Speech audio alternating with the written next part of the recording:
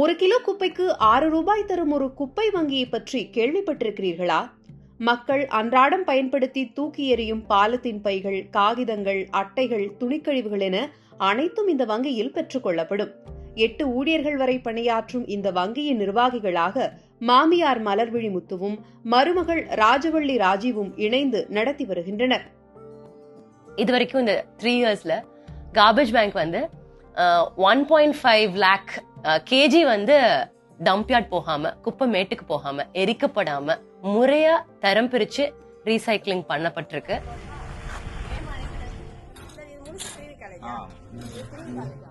Garbage பேங்க்குங்கிறது இப்போ நாங்கள் ஒரு 4 இயர்ஸாக ரன் பண்ணிக்கிட்டு இருக்கோம். நம்ம இப்போ இது தெருவில் போய்கிட்டு இருக்கும்போது குப்பையாக கிடக்கும். ஒவ்வொரு நேரம் பார்க்கும்போது தோணும், இதெல்லாம் சுத்தமாக இருந்தால் எப்படி இருக்கும் அப்படின்னு மனசில் ரொம்ப எண்ணங்கள் இருக்கும். அந்த எண்ணங்கள் வந்து அப்படியே தான் இருந்துச்சு. அப்புறம் பிறகு பிள்ளைக்கு கல்யாணம் பண்ணும்போது மருமக வரும்போது மருமகிட்ட இது கருத்துக்களை ஷேர் பண்ணும்போது நம்ம ஒன்று ஆரம்பிப்போம் அப்படின்னு சொல்லும் போது இது அந்த வேலை உருவானது தான் கார்பேஜ் பேங்க் அப்படிங்கிற அமைப்பு.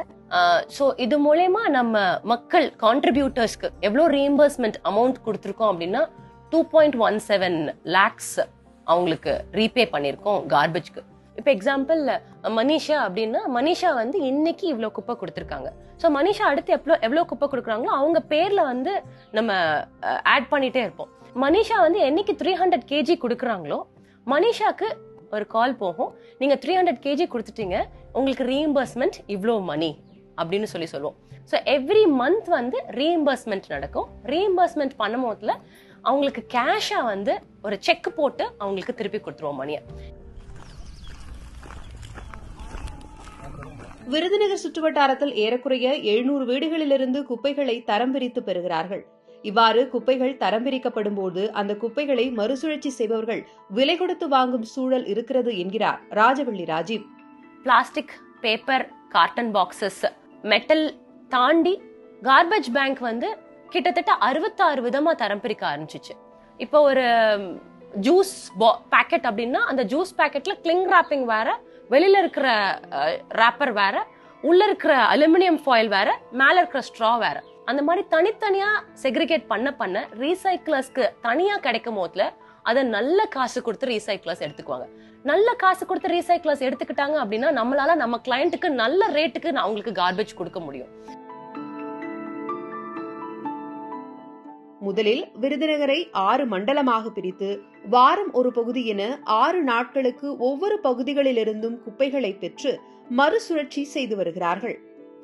முன்னாடிலாம் நாங்கள் வந்து எங்களுடைய கார்பேஜ் குப்பை எல்லாமே நாங்கள் சேவ் பண்ணலை, எடுத்து போய் டஸ்ட்பின்லேயே போட்டோம். அது நிறைய இங்கே காத்தடிக்க ஃபுல்லாக குப்பையாக கொடுத்துச்சு. அதுக்கப்புறம் இப்போ சொன்னதுனால இப்போ நாங்கள் சேவ் பண்ணி எங்கள் இடத்தையும் கொஞ்சம் நாங்கள் நீட்டாக வச்சுக்கிறோம். பிளாஸ்டிக்கு, அட்டை பாக்ஸு, பேப்பர்ஸ் எல்லாத்தையுமே நாங்கள் தனித்தனியாக பிரித்து கொடுத்துக்கிட்டு இருக்கோம். வீக்லி ஒன்ஸ் வந்து ஃப்ரைடே வந்து எங்களுக்கு கலெக்ட் பண்ணிட்டு போயிடுவாங்க. இப்போ வரைக்கும் நாங்கள் 240க்கு மேலே கொடுத்துருக்கோம். அதுக்கு உண்டான போஸ்டோட எங்களுக்கு ஒட்டிட்டாங்க. நான் ஒரு 300 kgsக்கு மேலே கொடுத்தோன்னா கரெக்டாக அதுக்கு உண்டான 3000 rupees இந்த மாதிரி அக்கௌண்ட்டில் கிரெடிட் பண்ணுறதா சொல்லியிருக்காங்க.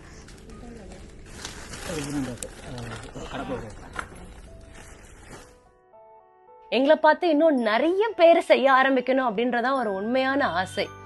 இத நானும் எங்க மாமியாரும் சேர்ந்து ஒரு சின்ன இடத்துல ஒரு சின்ன இன்ஸ்பிரேஷன்ல பண்ண முடிஞ்சது அப்படின்னா, ஒவ்வொரு கார்னர்லயும், ஒவ்வொரு ஸ்ட்ரீட் கார்னர்லயும் ஏண்டா இங்க குப்பை இருக்குன்னு சொல்ற ஒவ்வொருத்தவங்களாலையும் இதை பண்ண முடியணும், பண்ண முடியற மாதிரி ஒரு மாடலா இது இருக்கணும் அப்படின்னு சொல்லி ஆசை.